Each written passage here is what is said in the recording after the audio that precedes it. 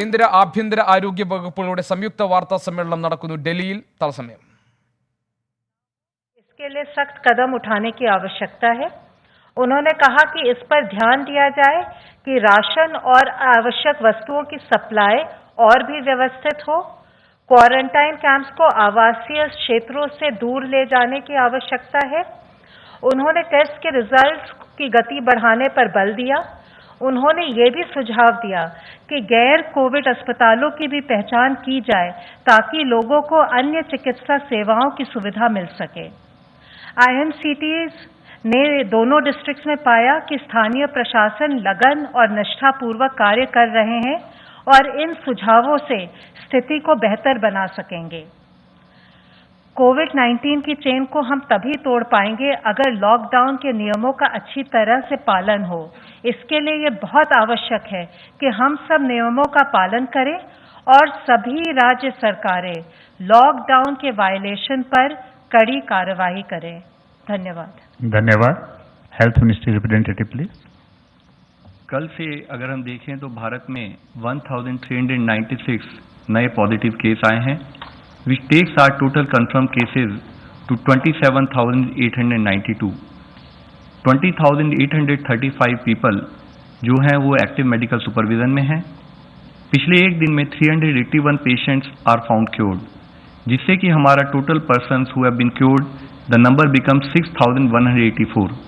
इसको अगर हम देखें तो हम पाते हैं कि हमारा रिकवरी रेट 22.17% हो चुका है. And the positive news is कि हम देख रहे हैं कि प्रोग्रेसिवली हमारे रिकवरी रेट में इजाफा हो रहा है, हमारा रिकवरी रेट बढ़ रहा है. 16 डिस्ट्रिक्ट हैं देश के जहां पर कि पिछले 28 दिनों से कोई केस रिपोर्ट नहीं हुआ है. इन डिस्ट्रिक्ट्स में 3 नए डिस्ट्रिक्ट ऐड हुए हैं. अगर आप देखें 24 अप्रैल से अब तक में, वह है गोंदिया महाराष्ट्र में, देवनगेरे कर्नाटक में, लखीसराय बिहार में. इसी के साथ ही जो डिस्ट्रिक्ट पहले 28 दिन की जिसमें कि पहले केस आए लेकिन 28 दिन से केसेस नहीं आए थे, इससे पहले रिपोर्ट हुई, उनमें से 2 डिस्ट्रिक्ट में नए फ्रेश केसेस भी आए हैं. वह है पीलीभीत उत्तर प्रदेश में और SPS डिस्ट्रिक्ट पंजाब के अंदर. टोटल ऐसे 85 डिस्ट्रिक्ट हैं 25 स्टेट्स और यूनियन टेरिटरीज में जहां पर कि पिछले 14 दिनों से कोई केस रिपोर्ट नहीं हुआ है.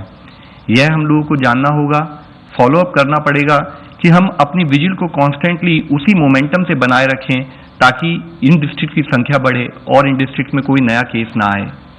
आज माननीय प्रधानमंत्री जी ने सभी राज्यों के मुख्यमंत्रियों के साथ वीडियो कॉन्फ्रेंस के जरिए बातचीत भी की.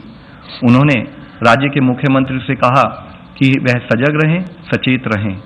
रेड जोन और ऑरेंज जोन में पड़ने वाले सभी जिलों में सख्ती रखते हुए chain of transmission of virus इसको ब्रेक किया जाए.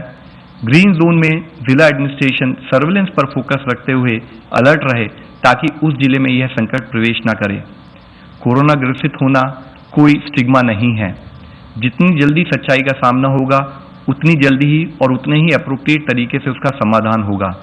एक मुख्य अंश के रूप में माननीय प्रधानमंत्री जी ने यह भी कहा कि इस समय में अन्य आरोग्य सुविधाएं जैसे कि डायलिसिस, अन्य बीमारियां, उनके ट्रीटमेंट आदि में भी कोई ढिलाई ना होने दें.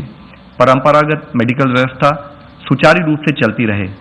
रेड जोन से ऑरेंज जोन, ऑरेंज जोन से ग्रीन जोन में जिले को ट्रांसफॉर्म करना ही हमारा मंत्र होना चाहिए. आज इसी संदर्भ में आप लोगों को मैं एक और मुख्य विषय के बारे में बताना चाहूंगा.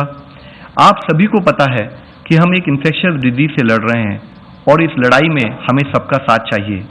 लेकिन कभी कभी लैक ऑफ अवेयरनेस या लैक ऑफ प्रॉपर अंडरस्टैंडिंग के कारण हमारे मन में फियर या पैनिक घर कर लेता है और जो पॉजिटिव पेशेंट्स होते हैं या जो हमारे फ्रंटलाइन वर्कर्स काम कर रहे हैं, हम उनके साथ स्टिग्मा एसोसिएट करने लगते हैं. हम उन्हें स्टिग्मेटाइज करते हैं, हम उनके साथ भेदभाव करते हैं. लेकिन हमें समझना होगा कि हमारी लड़ाई बीमारी के साथ है, ना कि बीमार व्यक्ति के साथ.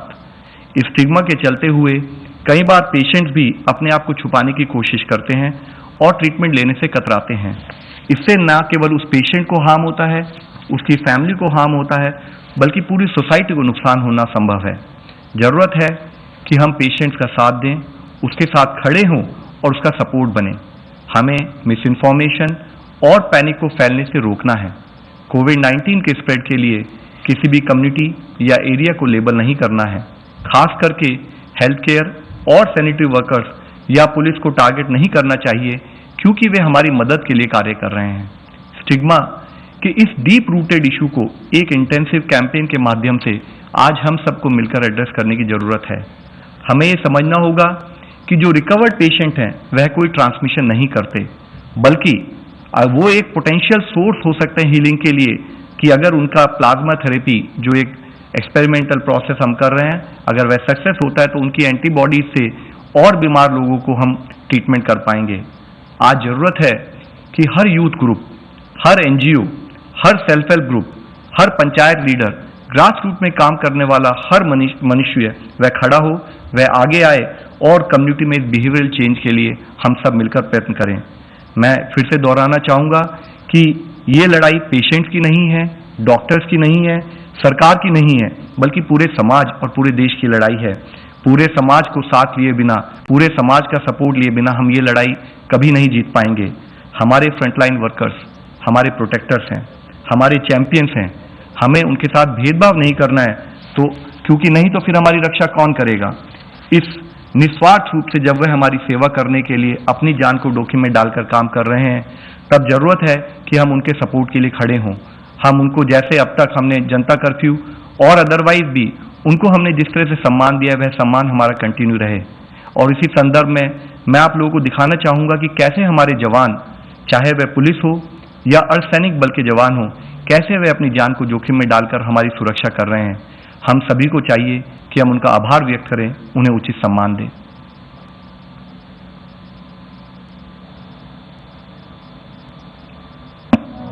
मुश्किल कितनी भी गहरी हो, डरना हमें जता नहीं, डर के आगे घुटने टेके।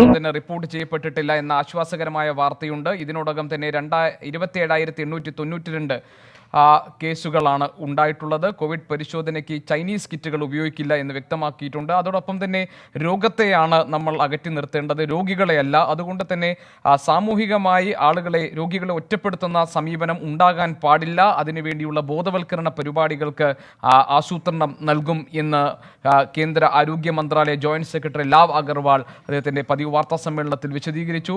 കോവിഡിന് എതിരായിട്ടുള്ള നീക്കങ്ങൾ, പ്രതിരോധ പ്രവർത്തനങ്ങൾ കൂടുതൽ ശക്തമാക്കാൻ തീരുമാനിച്ചിട്ടുണ്ട്. അതോടൊപ്പം ചേരി പ്രദേശങ്ങളിൽ കർശനമായ നിയന്ത്രണങ്ങൾ കൊണ്ടുവരും. സംസ്ഥാനങ്ങളിൽ കേന്ദ്ര സംഘം പരിശോധനയ്ക്കായി എത്തുന്നുണ്ട് തുടങ്ങിയ പ്രധാനപ്പെട്ട വിവരങ്ങളാണ് ഇപ്പോൾ കേന്ദ്ര ആരോഗ്യ മന്ത്രാലയ ജോയിന്റ് സെക്രട്ടറി ലാവ് അഗർവാൾ വിശദീകരിച്ചത്. കേന്ദ്ര ആഭ്യന്തര ആരോഗ്യ മന്ത്രാലയ വക്താക്കളുടെ സംയുക്ത വാർത്താ സമ്മേളനമാണ് ഇപ്പോൾ നടന്നുകൊണ്ടിരിക്കുന്നത് ഡൽഹിയിൽ. വിശദാംശങ്ങൾ ആർ രാധാകൃഷ്ണൻ നൽകും. ഡൽഹിയിൽ നിന്ന് ആർ.കെ., ആഭ്യന്തര മന്ത്രാലയവും ആരോഗ്യ മന്ത്രാലയവും പുതുതായി എന്തെല്ലാം വിവരങ്ങളാണ് പുറത്തുവിടുന്നത്? ഗോപി, ഈ ലോക്ക്ഡൌണുമായി ബന്ധപ്പെട്ടിട്ടുള്ള നടപടികളെ കുറിച്ചും ഇപ്പോൾ രാജ്യത്തെ പൊതുവിലുള്ള ആരോഗ്യസ്ഥിതി മെച്ചപ്പെട്ടു വരുന്നു എന്നതിനെ കുറിച്ചുമുള്ള വിവരങ്ങളാണ് ഇപ്പോൾ രണ്ട് മന്ത്രാലയങ്ങളുടെയും ഭാഗത്ത് നിന്ന് വ്യക്തമാക്കിയിരിക്കുന്നത്. ഇതിൽ ആഭ്യന്തര മന്ത്രാലയത്തിന്റെ ഭാഗത്ത് നിന്ന് വ്യക്തമാക്കുന്നത് സപ്ലൈ ചെയിൻ, ഭക്ഷണ വിതരണം ഉൾപ്പെടെയുള്ള കൺട്രോളിലാണ് എന്ന രീതിയിലാണ് ആഭ്യന്തര മന്ത്രാലയത്തിന്റെ ഭാഗത്തു നിന്നുള്ള വിശദീകരണം ഉണ്ടായിരിക്കുന്നത്. ഏതെങ്കിലും കുറവുകൾ ഏതെങ്കിലും സംസ്ഥാനങ്ങൾക്കോ മറ്റോ ഉണ്ടെങ്കിൽ അവിടങ്ങളിൽ പരിശോധന നടത്തി ആവശ്യമായിട്ടുള്ളവ നൽകാനായിട്ടുള്ള നടപടികൾ സ്വീകരിക്കുന്നു. അത്തരത്തിലുള്ള ഏതെങ്കിലും ഒരു ആക്ഷേപമോ അല്ലെങ്കിൽ ആവശ്യമോ ഉയർന്നാൽ നടപടി ഉണ്ടാകും എന്നാണ് ആഭ്യന്തര മന്ത്രാലയത്തിന്റെ ഭാഗത്തു നിന്ന് ഉണ്ടാകുന്ന ഉറപ്പ്. ആരോഗ്യ മന്ത്രാലയം നൽകുന്ന വിവരം അനുസരിച്ച് രാജ്യത്തെ രോഗബാധിതരായ ആളുകളുടെ എണ്ണം, ഭേദപ്പെടുന്ന ആളുകളുടെ എണ്ണത്തിൽ സാരമായിട്ടുള്ള വർധനവുണ്ടാക്കാൻ രാജ്യത്തിന് സാധിക്കുന്നു എന്നുള്ള സൂചനയാണ് നൽകുന്നത്. ഇപ്പോൾ 22.71% ആളുകൾ രോഗബാധിതരായവരിൽ നിന്നും രോഗവിമുക്തി നേടുന്ന രീതിയിലേക്ക് കാര്യങ്ങൾ എത്തിയിരിക്കുന്നു. ഇത് ശുഭസൂചനയാണെന്നാണ് ലവ് അഗർവാൾ വ്യക്തമാക്കുന്നത്. ഒരുപക്ഷെ ഇത് ഇങ്ങനെ പോവുകയാണെങ്കിൽ കൂടുതൽ വേഗത്തിൽ രോഗവ്യാപനം തടയാനായിട്ടുള്ള സാധ്യത ഉണ്ട് എന്ന് അദ്ദേഹം സൂചിപ്പിക്കുന്നു. കൂടുതൽ ആളുകൾ വളരെ പെട്ടെന്ന് രോഗവിമുക്തി നേടാനുള്ള സാധ്യതയിലേക്കും ഇത് വിരൽ ചൂണ്ടുന്നു. 24 മണിക്കൂറിനുള്ളിൽ ഇതുവരെ ഇന്ത്യയിൽ ഇപ്പോൾ ഉണ്ടായിരിക്കുന്ന രോഗബാധിതരുടെ എണ്ണം 1396 ആണെന്നതും ലവ് അഗർവാൾ വിശദീകരിച്ചു. കേന്ദ്ര ആഭ്യന്തര മന്ത്രാലയത്തിന്റെ വാർത്താ സമ്മേളനത്തിൽ ആർ.കെ., ഈ ലോക്ക്ഡൌൺ നിയന്ത്രണങ്ങളുമായി ബന്ധപ്പെട്ട മറ്റെന്തെങ്കിലും പുതിയ നിർദ്ദേശങ്ങളോ മറ്റോ പങ്കുവെക്കുകയുണ്ടായോ? ഗോപി, അത്തരത്തിലുള്ള പൊതുവിൽ അല്ലെങ്കിൽ പുതുതായി എന്ന് പറയുന്ന വിധത്തിലുള്ള ഒരു വെളിപ്പെടുത്തലിലേക്ക് ആഭ്യന്തര മന്ത്രാലയത്തിന്റെ ഭാഗത്തു നിന്ന് കാര്യങ്ങൾ പോയില്ല. വസ്തുതകൾ വിശദീകരിച്ചതിന് ശേഷം പ്രധാനമന്ത്രിയുടെ യോഗം നടന്നതുമായി ബന്ധപ്പെട്ട കാര്യങ്ങൾ പറഞ്ഞ് ഇക്കാര്യത്തിലുള്ള ലോക്ക്ഡൌൺ അടക്കമുള്ള കാര്യങ്ങൾ നടപ്പാക്കേണ്ടതിന്റെ ആവശ്യകതയും ഒപ്പം രാജ്യത്ത് ഇതിനനുബന്ധമായി അനുവർത്തിക്കേണ്ട നടപടികളെ സംബന്ധിച്ച കാര്യങ്ങളും സർക്കാർ തലത്തിൽ ഉറപ്പുവരുത്തുന്ന കാര്യങ്ങളെ കുറിച്ചിട്ടുള്ള വിശദാംശം ശരി ആർ.കെ. രാധാകൃഷ്ണൻ ഞങ്ങളുടെ പ്രതിനിധിയാണ് വിശദാംശങ്ങൾ നൽകിയത്. കേന്ദ്ര ആഭ്യന്തര ആരോഗ്യ മന്ത്രാലയം ത്തിന്റെ സംയുക്ത വാർത്താ സമ്മേളനമാണ് ഇപ്പോൾ നടന്നത്. അതിന്റെ വിശദാംശങ്ങളാണ് രാധാകൃഷ്ണൻ ഞങ്ങളുടെ പ്രതിനിധി നൽകിയത് ഡൽഹിയിൽ നിന്ന്.